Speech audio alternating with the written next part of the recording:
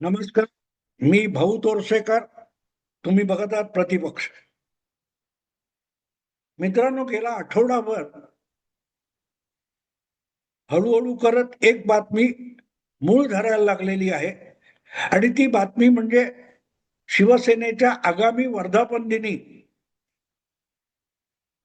तिसऱ्या पिढीचे ठाकरे उभाठा शिवसेनेचे पक्षप्रमुख म्हणून घोषित केले जातील. याचा अर्थ सरळ आहे की आदित्य ठाकरे यांना उद्धव ठाकरे यांचे वारसदार किंवा उत्तराधिकारी म्हणून नेमणूक होईल. अर्थात त्याचा अजूनही पक्षाकडून उभाठा शिवसेनेकडून या बातमीला कुठलाही दुजोरा मिळालेला नाही. पण पक्षाचे दुसरे ज्येष्ठ नेते संजय राऊत यांनी असं झालं तर त्यात काय वेगळं आहे, विचित्र आहे, आक्षेपार्ह आहे असा उलटा प्रश्न विचारला. म्हणजे असं होऊ शकतं आणि हे होईल याविषयी शंका बाळगायचं कारण नाही. बाळासाहेब हयात असताना ज्या प्रकारे उद्धव ठाकरे यांना पहिल्यांदा कार्याध्यक्ष बनवण्यात आलं आणि नंतर ते पक्षप्रमुख झाले, किंबहुना उद्धव ठाकरे यांना कार्याध्यक्ष केल्यानंतर हळूहळू करत त्यांनी ज्या प्रकारे आपल्या वाटेत किंवा मार्गामध्ये अडथळा होऊ शकतील अशी बाळासाहेबांची अत्यंत विश्वासू असलेली मंडळी क्रमाक्रमाने खड्यासारखी बाजूला केली. त्यानंतर बाळासाहेबांच्या पुढल्या काळामध्ये किंवा बाळासाहेबांच्या निधनानंतर उद्धव ठाकरे हेच शिवसेनेचे पक्षप्रमुख होतील, शिवसेना प्रमुख होतील याविषयी कोणाच्या मनात शंका राहिलेली नव्हती. आणि म्हणून ज्यांना बाळासाहेबांनी अत्यंत विश्वासाने मुख्यमंत्री केलं होतं, ते मनोहर जोशी असोत किंवा नारायण राणे असोत, यांना शिवसेनेपासून बाजूला करण्यात उद्धव ठाकरेंनी पुढाकार घेतला. नारायण राणे तर तडकाफडकी बाहेर पडले. मनोहर जोशींना अपमानित होऊन शिवाजी पार्कच्या मंचावरून बाहेर बाजूला व्हावं लागलं. दुसरा प्रतिस्पर्धी होता तो राज ठाकरे होता. त्याला अशा पद्धतीने वागवण्यात आलं कुटुंबामध्ये सुद्धा की त्याने बाहेर पडून बाळासाहेब हयात असतानाच एक वेगळी चूल मांडायची भूमिका घेतली. तेव्हा जेव्हा एखादी संस्था, संघटना ही वारसदारीची मालमत्ता होते किंवा एखाद्या संघटनेला मालमत्ता बनवलं जातं, तेव्हा त्याच्यात वारसा हक्क चालू होतात, हे वेगळं सांगायची गरज नाही. प्रश्न असा आहे की आदित्य ठाकरे हे लवकरच कार्याध्यक्ष होतील किंवा उपाध्यक्ष होतील वगैरे वगैरे बातम्या आल्या. त्याविषयी मला उहापोह करायचा नाही. मी तो त्यावर वेगळा व्हिडिओ केलेला आहे. आज मला जे बोलायचंय ते आदित्य ठाकरे यांना भरकटवण्याचे प्रयत्न जे माध्यमाच्या बातम्यांमधून झालेत त्यापासून आदित्य ठाकरेंना सावध करण्याचा माझा हेतू आहे. सावध एवढ्यासाठी की अनेकदा आपण जगातल्या गोष्टी बघत असतो, ऐकत असतो आणि ते ऐकता ऐकता आपण असे भरकटत जातो की आपण स्वतःचा विचार करायचे बंद होतो. माहोल क्या है, आसपास परिस्थिती काय आहे, लोक काय बोलतात, यानुसार जेव्हा आपण वागायला लागतो तेव्हा आपण आपल्या हिताचा किंवा नुकसानाचा विचार करायचे बंद होतो.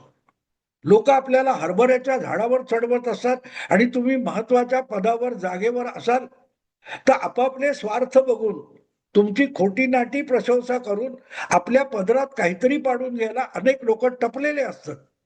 आणि असे लोक त्यांच्या स्वार्थासाठी तुमची खोटी प्रशंसा करतात आणि त्या प्रशंसेच्या आहारी तुम्ही गेलात आणि निर्णय घ्यायला लागलात की तुम्हाला नुकसान तुमचं वाट बघत असतं. मला ह्या सगळ्या बातम्या आदित्य ठाकरे यांच्या कार्याध्यक्षाच्या होण्याच्या निमित्ताने ज्या आल्या त्यांचा मी आढावा घेतला तेव्हा सगळीकडे मला असं दिसलं की एकनाथ शिंदे ज्यांच्याकडे आज बाळासाहेबांची अधिकृत शिवसेना आहे, पक्ष आहे आणि निवडणूक चिन्ह सुद्धा आहे, त्या पक्षाची संघटनात्मक बांधणी अधिक भक्कम आणि पिळदार व्हावी यासाठी आजचे मुख्य नेते झालेले एकनाथ शिंदे आहेत, त्यांचे सुपुत्र श्रीकांत शिंदे हे ज्या प्रकारे महाराष्ट्रभर दौरे काढतायत, अखंड प्रयत्नशील आहे, त्याचं अनुकरण आदित्य ठाकरेंनी करावं. अशा प्रकारच्या सूचना जेव्हा बातम्यांमधून येतात तेव्हा मला असं वाटतं की आदित्य ठाकरे यांनी विचार करू नये. तुमचे हितसंबंधी आम्ही पत्रकार आहोत, आम्ही संपादक आहोत, तुमचा पक्ष तुम्ही कसा चालवायचा हे आम्ही ठरवू. अशा भूमिकेमध्ये ज्या वेळेला बातम्या येऊ लागतात आणि रंगवल्या जाऊ लागतात तेव्हा त्या विशिष्ट नेत्याला अशा बातम्यांपासून धोका असतो हे लक्षात घेतलं पाहिजे.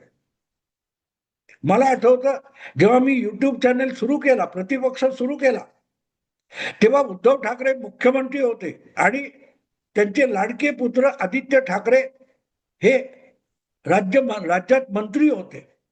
अशा वेळेला ते जे काय वेगवेगळे विषय चालू होते, सुशांत सिंग राजपूत किंवा दिशा सालियन वगैरे, त्यावर अर्णब गोस्वामी आणि त्याचा रिपब्लिक चॅनेल यांनी झोड उठवलेली होती. अक्षरशः मुख्यमंत्री उद्धव ठाकरे यांना इरिटेट करणाऱ्या बातम्या रंगवल्या जात होत्या, प्रामुख्याने रिपब्लिक चॅनेलवर रंगवल्या जात होत्या आणि आपल्यावर उद्धव ठाकरेंनी तुटून पडावं, सगळी शासकीय यंत्रणा आपल्या विरुद्ध लावावी, हीच अर्णब गोस्वामीची अपेक्षा होती आणि उद्धव ठाकरे यांनी ती पूर्ण केली. पण मला आठवतं की ते सगळं होण्याच्या आधी ज्या प्रकारे त्या बातम्या येत होत्या तेव्हा मी परत परत उद्धव ठाकरेंना अशाच व्हिडिओ मधून विनंती केली होती, अर्णब हा सापळा आहे, अर्णब नावाच्या सापळ्यात अडकू नका. 4 दिवस बातम्या करेल, रंगवेल आणि लोक जेव्हा अशा बातम्यांच्या त्याचपणाला कंटाळतील तेव्हा त्या बातम्या तो बंद करेल.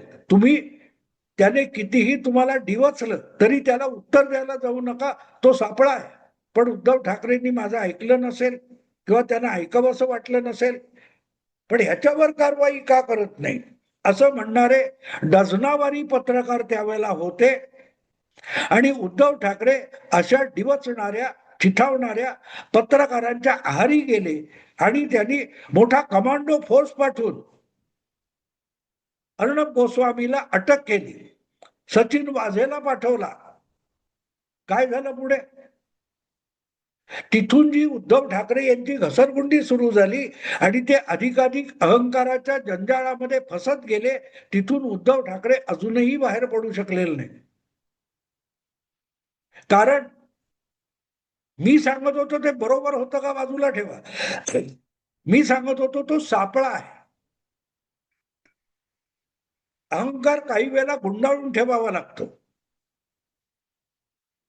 पण अहंकारात उद्धव ठाकरे फसत गेले.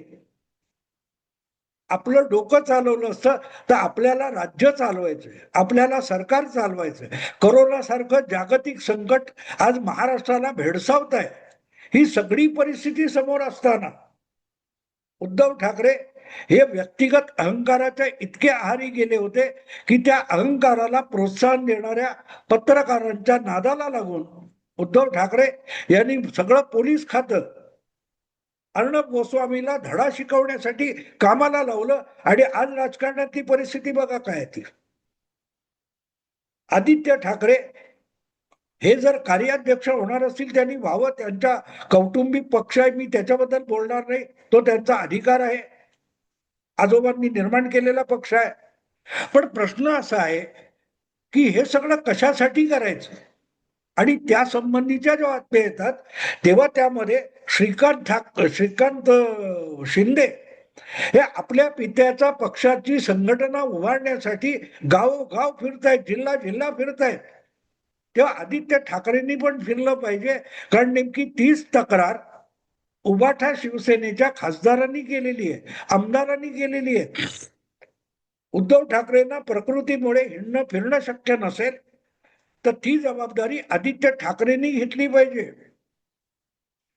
ज्या प्रकारे श्रीकांत शिंदे हे जागोजागी फिरतायत, गावोगावी फिरतायत, वेगवेगळ्या नेत्यांना भेटतायत, एकमेकांमधली गटबाजी आहे त्यांना समोरासमोर बसवून त्यांच्यातले वितंडवाद सोडवून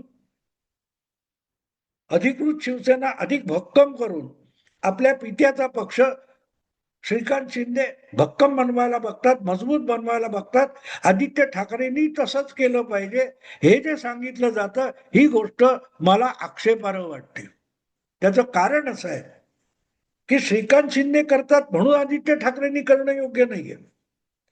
आदित्य ठाकरेंना वाटलं पाहिजे की आपल्याला राजकारणात टिकून पुढे वाटचाल करायची असेल, आपल्या आजोबांनी स्थापन केलेला आणि पित्याने आतापर्यंत चालवलेला पक्ष हा पुढे घेऊन जायचा असेल, अधिक संघटनात्मक त्याला बळकटी आणायची असेल, तर त्याचा आपल्याला फायदा आहे आणि ही आपली गरज आहे.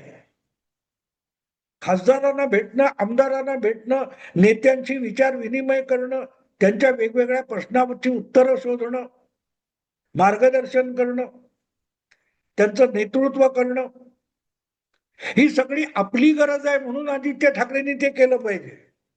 श्रीकांत शिंदे जेव्हा करतात त्या त्यांच्या डोळ्यासमोर चित्र स्पष्ट आहे की 8-10 वर्षानंतर आज आपल्या पित्याकडे असलेल्या पक्षाचं नेतृत्व आपल्याला करावं लागणार आहे आणि त्यासाठी आत्तापासून पक्षामध्ये आपल्याला मानणारी एक फळी निर्माण केली पाहिजे. यासाठी श्रीकांत शिंदे कामाला लागलेत. पण ते कामाला लागलेत, ते ज्या प्रकारे कामाला लागलेत ते बघताना आपल्या पित्याचा जो पक्ष आहे त्याचे जे सवंगडी आहेत त्यांच्यातले एकमेकातले वितंडवाद आहेत, वादावादी आहे, भांडणं आहेत, सुंदोपसुंदी आहे, ती मिटवली तर मुळात पित्याचा पक्ष अधिक भक्कम होईल, घट्ट होईल आणि तो घट्ट झाला तर तो वारसा आपल्याकडे येणार आणि आपल्या पित्याच्या सवंगड्यामध्ये, सहकार्यामध्ये जे भांडणं आहेत ते मिटवण्यात आपण पुढाकार घेतला तर आपोआपच पित्याच्या सवंगड्यांसाठी सुद्धा आपलं नेतृत्व हे स्वीकारार्ह होऊ शकेल. या भूमिकेतून श्रीकांत शिंदे हे या प्रकारे महाराष्ट्राचे दौरे काढून पक्षाच्या वेगवेगळ्या नेत्यांच्या बैठका घेत आहेत. त्यामागे त्यांची एक भूमिका आहे. कदाचित काही त्यांचे सल्लागार असतील आणि त्यांना यासाठी सल्ले देत असतील, मार्गदर्शन करत असतील. आदित्य ठाकरेंकडे असं कोणी मार्गदर्शन करणार आहे का? असतं तर मग पिता मुख्यमंत्री झाल्यानंतर मंत्री पदावर डोळा ठेवण्यापेक्षा आणि मंत्री होऊन जगाला शहाणपण शिकवण्यापेक्षा आदित्य ठाकरेंनी भविष्यात ज्या पक्षाचं नेतृत्व आपल्याला करायचंय त्यातल्या संघटनेकडे लक्ष दिलं असतं. पण तुम्ही बघाल तर गेल्या 15-20 वर्षामध्ये आदित्य ठाकरे यांची वाटचाल अशी आहे की मी राजाचा राजपुत्र आहे आणि बाकीच्यांनी मला मुजरे करायला पाहिजे, बाकी सगळे तुच्छ आहेत आणि मी श्रेष्ठ आहे आणि ते तुच्छ आहेत म्हणून मी श्रेष्ठ आहेत, ही भूमिका आणि श्रीकांत शिंदे यांची भूमिका याच्यामध्ये जमीन अस्मानाचा फरक आहे. श्रीकांत शिंदे ज्या इतर कार्यकर्त्यांना भेटतात तेव्हा त्यांना ते संघटनेचं महत्व पटवण्यासाठी प्रयत्न करतात आणि संघटना असेल तर आपण सगळे आहोत हे समजावण्याचा प्रयत्न करतात. हे जे काम आदित्य ठाकरेंनी 10-5 वर्षापूर्वी केलं असतं, 10-5 वर्षापूर्वी केलं असतं तर आज शिवसेनेमध्ये दुफडी झाली नसती. एकनाथ शिंदे हे शिवसेनेमध्ये उद्धव ठाकरेंपेक्षा मजबूत नेता म्हणून त्या मराठी अस्मितेच्या चळवळीचे मोरके झाले नसते आणि उद्धव ठाकरे बाजूला पडले नसते.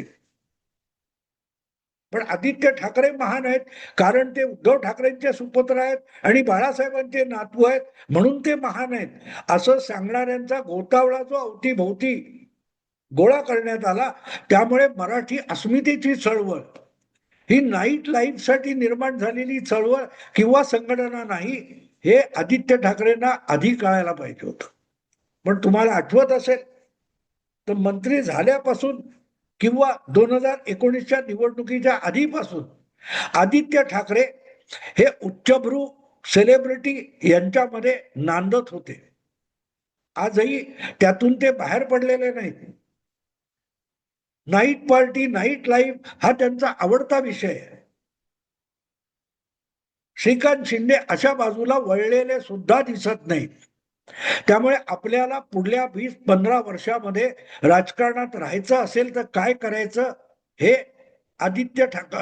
श्रीकांत शिंदेना कळलेलं आहे आणि ते आपल्या स्वयंप्रेरणेने जे काय काम करतायत पक्षाच्या संघटनेच्या मजबूतीसाठी ती त्यांची स्वयंप्रेरणा आहे किंवा त्यांना कोणी हितचिंतक सल्ले देत असतील.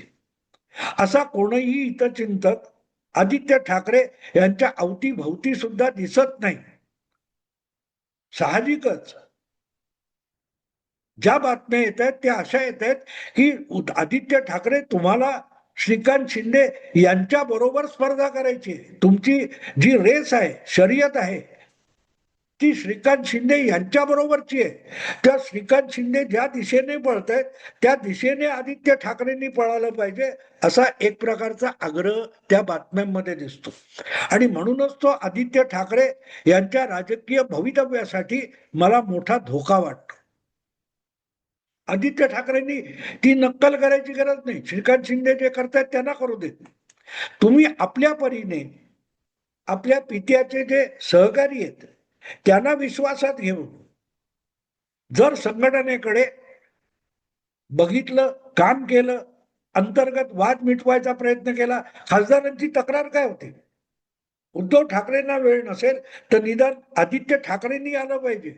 या तक्रारीचा अर्थ समजून घ्या की पित्याचे सत्ताचा वारसा आपल्याला पाहिजे, पण त्या सत्तेची जबाबदारी आपल्याला नको. अशा रीतीने आदित्य ठाकरे कार्याध्यक्ष होऊन सुद्धा उपयोग नाहीये. आणि कार्याध्यक्ष नसताना सुद्धा, पक्षातला 2 नंबरचा नेता नसताना सुद्धा श्रीकांत शिंदे ज्या प्रकारची कामगिरी बजावतायत तो फरक लक्षात घ्या. आदित्य ठाकरे आणि श्रीकांत शिंदे यांच्यामध्ये जमीन आसमानाचा फरक आहे. आपला मतदारसंघ सांभाळणं आणि आपल्या पित्याला जिथे वेळ मिळत नाही तिथे जाऊन पित्याच्या पक्षाच्या संघटनेत बारकाईने लक्ष घालणं, पित्यावर जी जबाबदारी आहे ती जबाबदारी हलकी करणं, या दृष्टीने श्रीकांत शिंदे जी वाटचाल करतायत त्याची नक्कल आदित्य ठाकरेंनी करायची गरज नाही. स्वयंभूरित्या स्वतःचा एक वेगळा मार्ग शोधून आपल्या शैलीतून, आपल्या स्टाईलने आदित्य ठाकरे हे करू शकतात. उभाठा शिवसेनेच्या पुढच्या पिढीचं नेतृत्व उभं करणं आवश्यक आहे. त्यांना ते केलं पाहिजे. ते करताना आदित्य ठाकरे दिसतात का? नाही दिसत. आणि म्हणून मग एका बाजूला आदित्य ठाकरे हे राज्यसभेसाठी आपलं रोटेशनने नंबर आहे, आमच्याकडे आमदारांची संख्या जास्त आहे असं म्हणतात. आणि त्यांच्याच पक्षाचे ज्येष्ठ नेते संजय राऊत दुसरीकडे शरद पवार झाले पाहिजेत म्हणून सांगतात. ही जी पक्षाच्या भूमिकेतली उभी दुफळी आहे त्याला संजय राऊत जबाबदार असतील त्यापेक्षाही आदित्य ठाकरे जबाबदार आहेत. कारण आपल्या पित्याकडून सत्तेचा वारसा आदित्य ठाकरेंना हवाय, पण पित्याच्या कामाची जबाबदारी आदित्य ठाकरेंना नको आहे. त्यातून बाहेर पडावं लागेल, जबाबदारी घ्यावी लागेल. नाईट लाईफ आणि सेलिब्रिटीच्या कार्यक्रमांना हजेरी लावणं म्हणजे शिवसेना चालवणं नाहीये.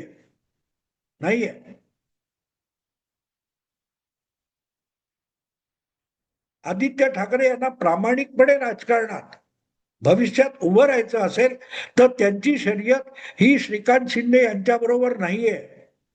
त्यांची शर्यत ही स्वतः बरोबर आहे. आपण आपल्याला आळशी बनवणाऱ्या गोष्टींना झटकून दौड घ्यायला कसे तयार असणार आहोत, आपण क्रियाशील कसे होणार आहोत हे आदित्य ठाकरेंना ठरवावं लागेल. श्रीकांत शिंदेची नक्कल करून चालणार नाही, कारण श्रीकांत शिंदे तुमच्या शर्यतीत नाहीये. ते आपल्या पित्याबरोबर शर्यत करतात. आदित्य ठाकरेंना आपल्या पित्याबरोबर आळशीपणाची शर्यत करून चालणार नाही, क्रियाशीलतेची शर्यत करावी लागेल. बघू काय होतं ते. मी थांबतो. आवडलं लाईक करा, शेअर करा आणि प्रतिपक्षाला सबस्क्राईब करा. नमस्कार.